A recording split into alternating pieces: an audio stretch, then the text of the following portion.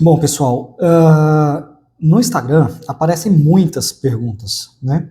E volta e meia aparecem perguntas excelentes, que numa caixinha igual ali no Instagram não dá para responder a contento, né? Tem coisas que são muito mais complexas do que uma caixinha de Instagram pode responder, mesmo que seja em vídeo. Então, algumas eu gosto de trazer para cá para a gente poder desenvolver melhor.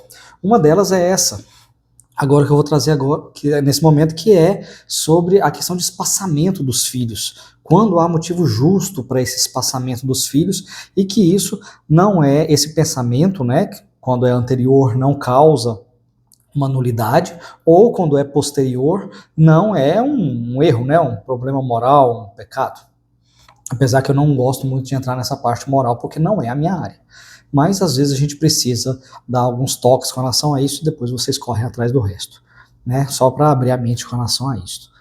Então esse vídeo aqui vai estar, eu pretendo colocar ele disponível no YouTube para todo mundo, mas também vai estar lá na plataforma. Quem quiser saber mais da plataforma, entra aí na descrição do vídeo que vai ter o linkzinho lá para a plataforma, para assinar. A plataforma é gigantesca, né? Tem centenas de vídeos lá sobre direito canônico, sobre direito constitucional, sobre várias outras coisas, né? E seria uma ajuda excelente quando vocês entram lá. Nós já temos muitos alunos, né? Mais de uma centena de alunos lá. Bom, vamos lá. O que acontece? O espaçamento dos filhos precisa de motivo justo, né? Isso sempre foi assim, sempre aconteceu assim. Só que já há algumas décadas, desde a Humanae Vitae, lá na década de 70, que foi uma encíclica do Papa São Paulo VI, isso ficou mais claro, mais óbvio, e foi preciso fazer isso naquela época porque poucos anos antes, né, uma década e meia antes, surge a pílula anticoncepcional e muda muita coisa, né? Acontece a tal da revolução sexual, principalmente o lado feminino.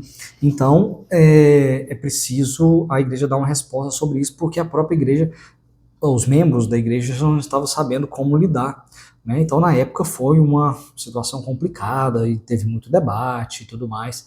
Tem um filme sobre Paulo VI, São Paulo VI, que é enorme, o filme deve ter umas 4 horas, e eles enfatizam muito essa questão nesse momento, né, quando ele publica essa encíclica, fazendo essas determinações sobre a Humanae Vitae e sobre a concepção e tudo mais. É muito interessante o filme, vale a pena ver. E o que acontece? Nesse momento, a igreja coloca algo que ela, na verdade, sempre foi, o caminho da igreja sempre foi esse que São Paulo VI determinou, mas que ficava tudo meio nebuloso, né? E a partir daquele momento não tinha mais nenhuma nebulosidade. Ficou tudo muito claro. Principalmente que eram princípios. Não existe uma listinha, né, de motivos justos. A igreja não funciona assim. É tudo principiológico. Então a gente precisa entender. O católico ele precisa ler a Humanae Vitae porque a Humanae Vitae é atemporal, né? É uma encíclica que ela é atemporal.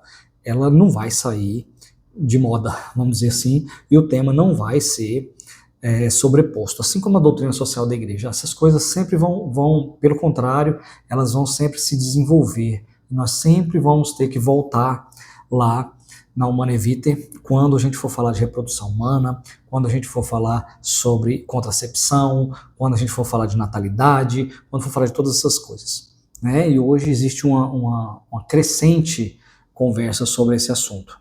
Então a gente sempre tem que voltar a ela.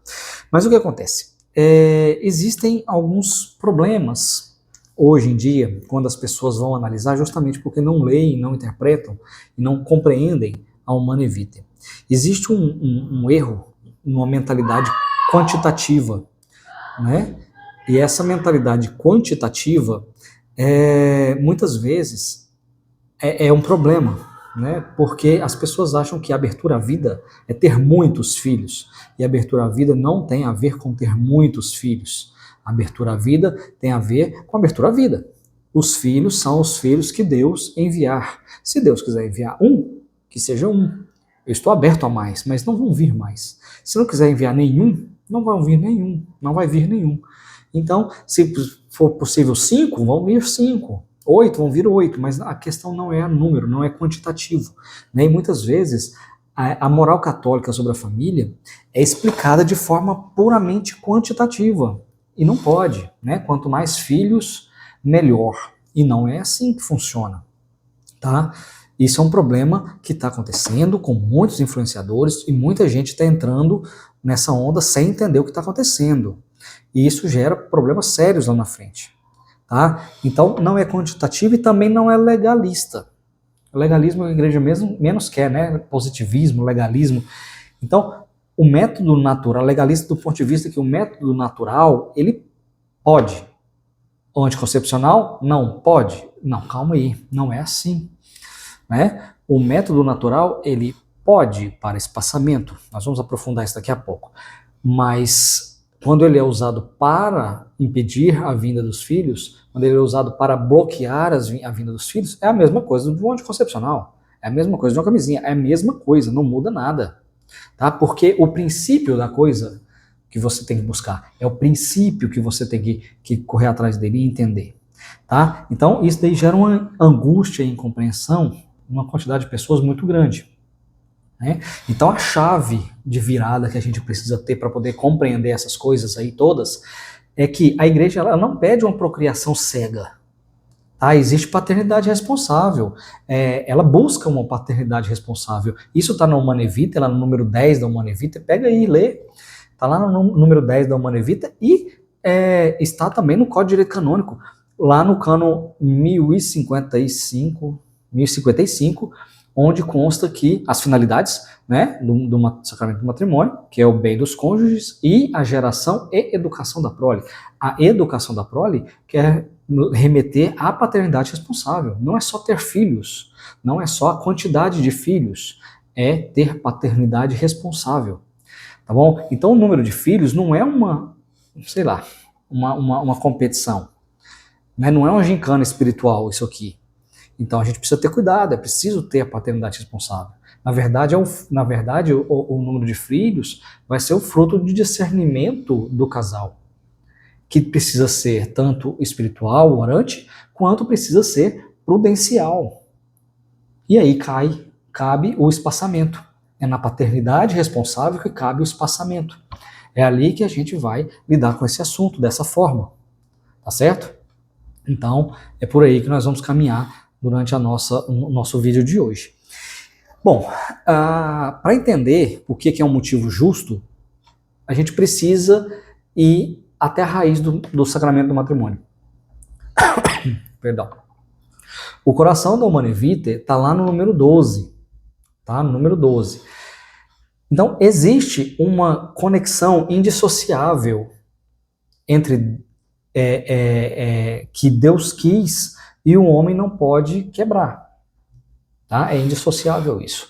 Entre os dois significados do ato conjugal. Quais são os dois significados do ato conjugal? O unitário e o procriativo.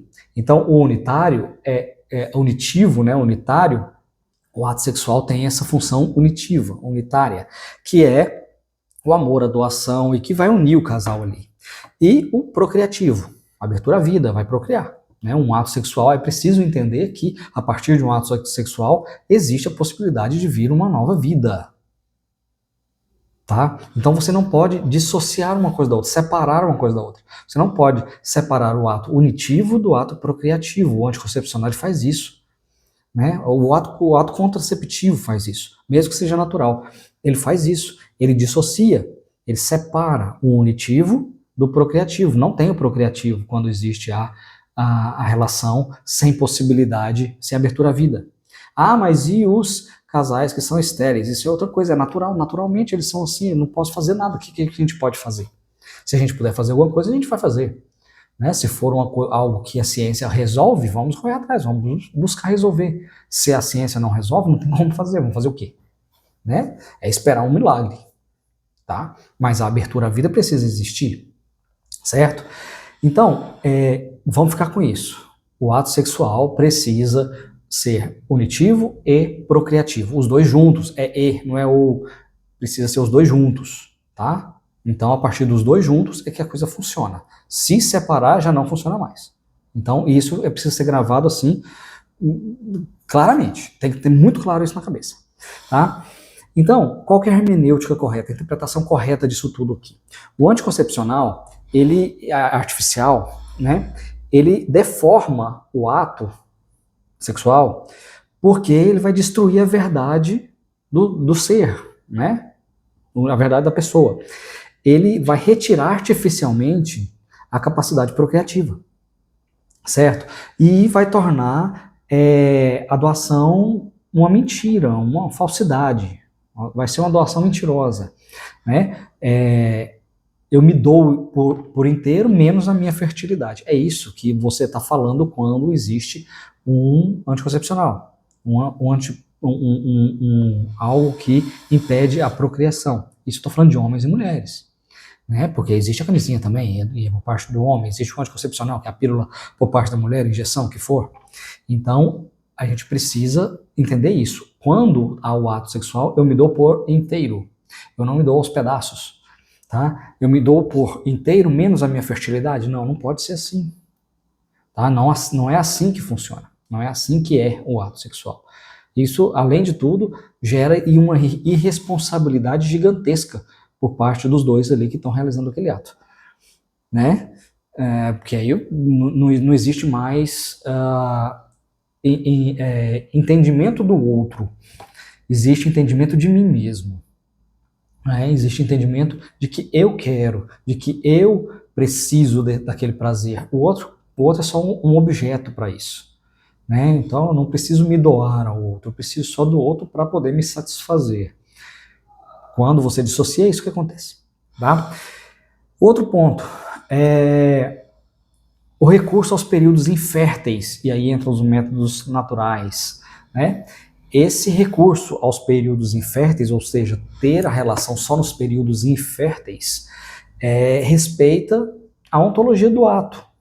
Né? Então, os cônjuges, eles usam de uma dinâmica que o próprio Deus, que o próprio Criador, inscreveu, colocou na natureza humana.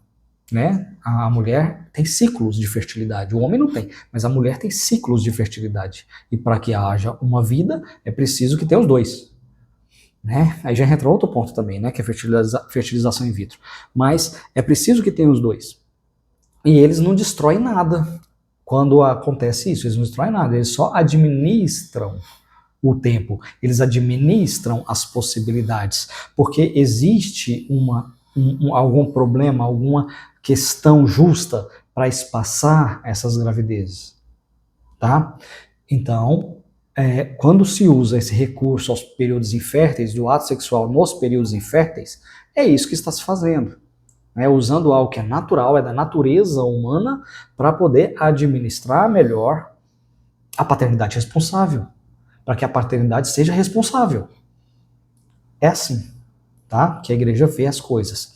Então, agora vem outra história. O que é motivo justo?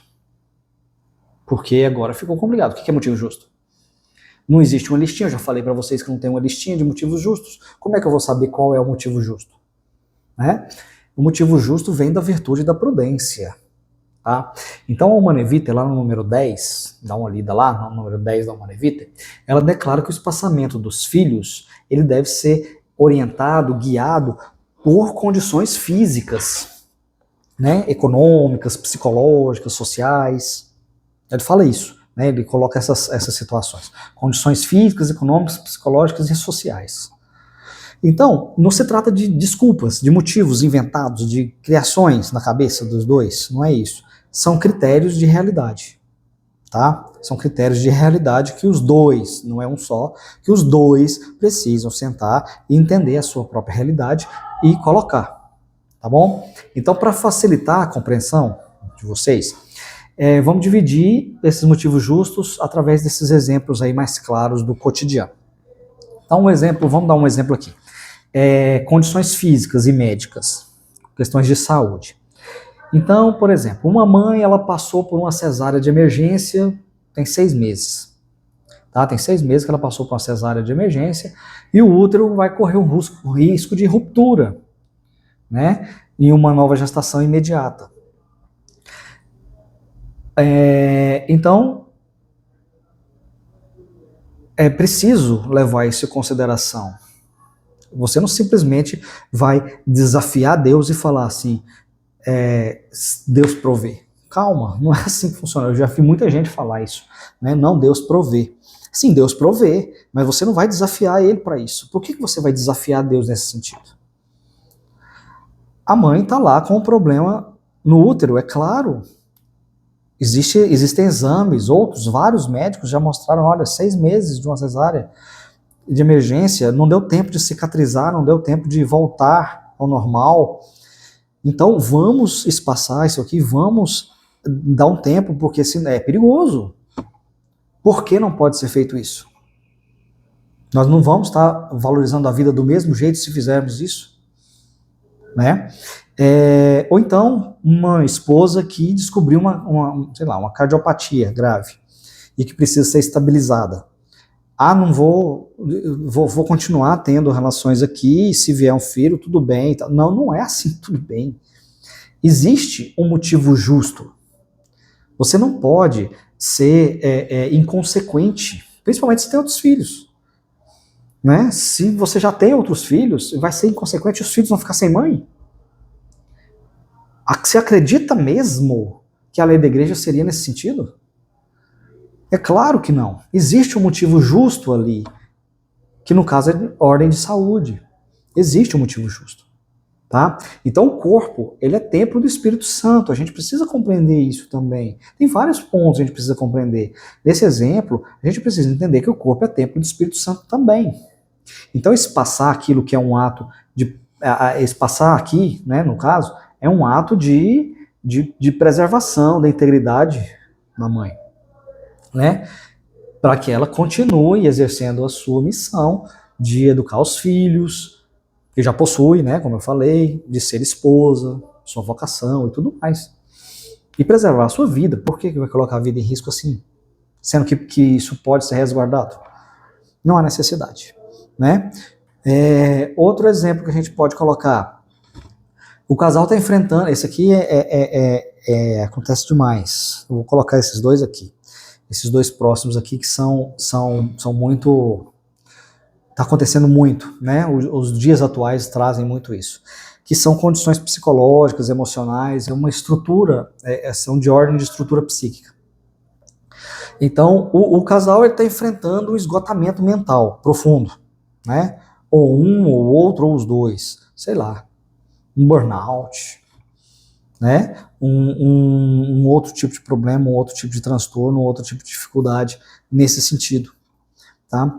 Ou então um dos cônjuges está em depressão, né? Já depressão mais grave, mais séria.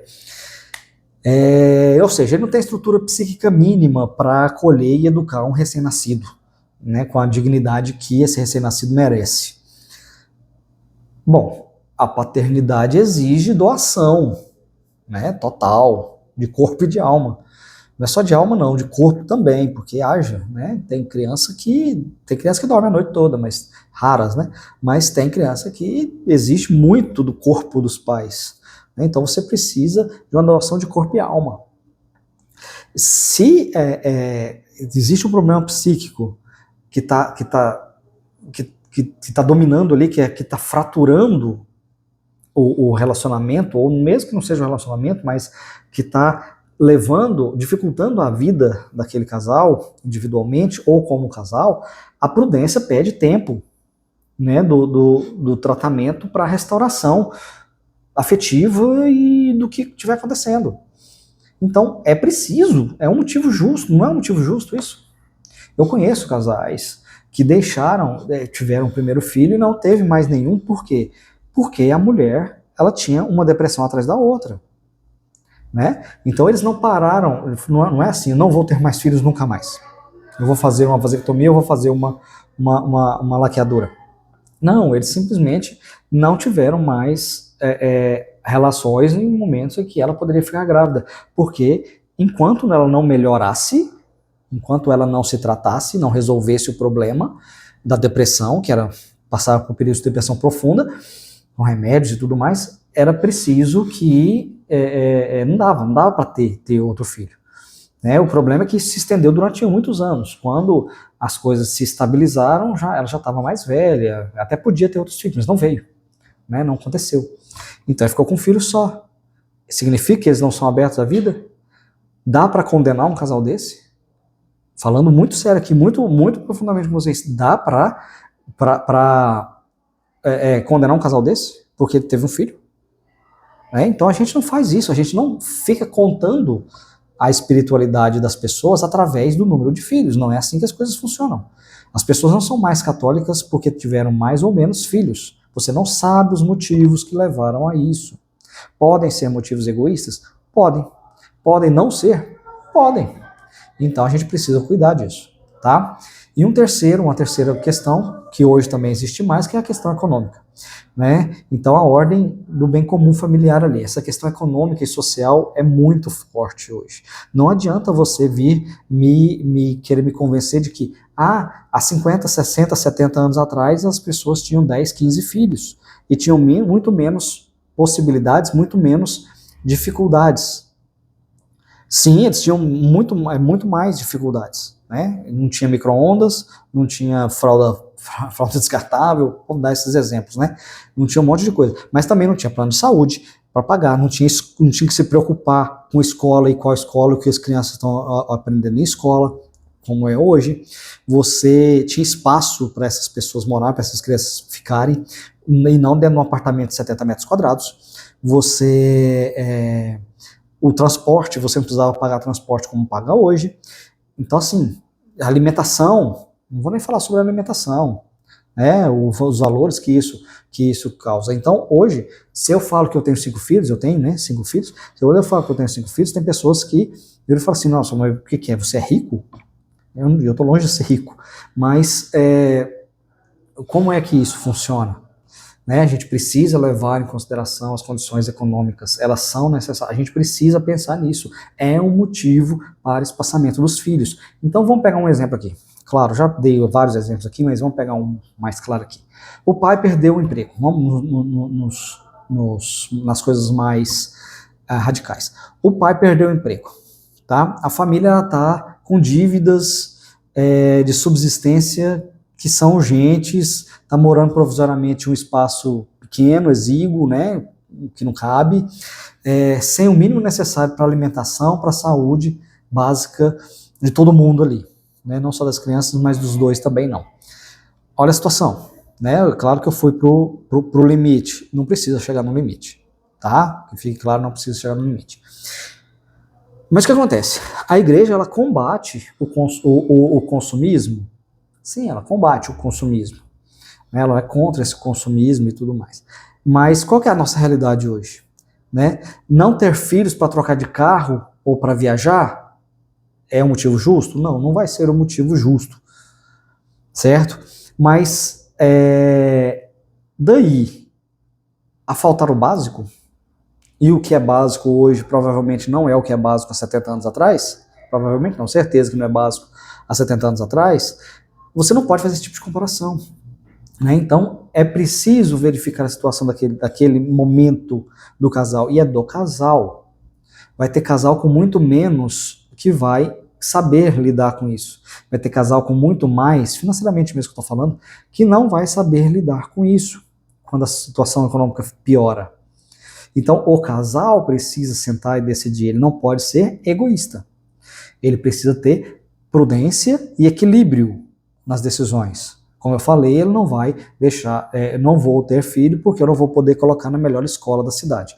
Não, aí tá errado. Não vou ter filho porque eu não vou poder ir para Disney todo ano. Não, tá errado. Né? Não vou ter filho porque eu não vou poder trocar de carro todo ano, ter o melhor carro que eu tenho, 0 todo ano. Não, tá errado. Né? Agora, a partir do momento que isso afeta a dignidade, afeta a vida de forma muito radical, as pessoas ali, é preciso que tenham consciência, que tenham equilíbrio para poder lidar com isso. Certo? Então, é por aí. Então, concluindo, chegando ao finalmente aqui dessa aula, o discernimento do espaçamento ele não deve ser feito com calculadora, né? A gente não pode fazer isso calculando e colocando na fórmula esse egoísmo material. A gente não pode colocar isso. Na verdade, a gente precisa, claro, da parte espiritual, de oração e tudo mais, proximidade com a igreja, proximidade com o altar, e também um equilíbrio desse casal. É preciso ter um equilíbrio, esse casal precisa ter um equilíbrio e compreensão, prudência, tá bom? O casal que espaça filhos por motivos graves, que aí utiliza os vários, né, formas, continência periódica, respeitando os ritmos naturais ali, né, ele não está fechado à vida, ele não está fechado à vida, tá? Eles estão vivendo a santidade no meio do mundo, e nós leigos somos chamados a isso, a viver a santidade no meio do mundo e mostrar essa santidade às pessoas, para que elas também possam viver essa santidade. Então é preciso integrar a graça, a natureza, através desse amor generoso que é sábio, que é profundo, mas que nós precisamos saber entender e colocar em prática. Tá bom? Então, com relação a espaçamento de filhos, a Humanae Vitae, eu sugiro que vocês vão lá na Humanae Vitae, leiam ela, leiam de novo, entendam, procurem mais sobre o assunto. Né? Na plataforma a gente fala bastante de Humanae Vitae, vai lá na plataforma, assina a plataforma, vale a pena. Né? Não é caro de jeito nenhum. Entra no link aí que vocês vão ver. O link já cai direto no formulário lá com preço, com tudo mais, como é que funciona. Vale a pena, ali você vai ter formação de tudo quanto é coisa dentro do direito, com a visão jurídica, claro. Né? A minha formação é essa, o meu trabalho é dessa forma. Então, procure, entenda o que está acontecendo, como você vive, como as coisas estão acontecendo, né, na sua vida, porque se ficar só seguindo o guru de internet, seguindo influenciador, vai dar problema, como tem dado problema para muita gente, nesse assunto especialmente. Certo? Então até a próxima. Tchau, tchau.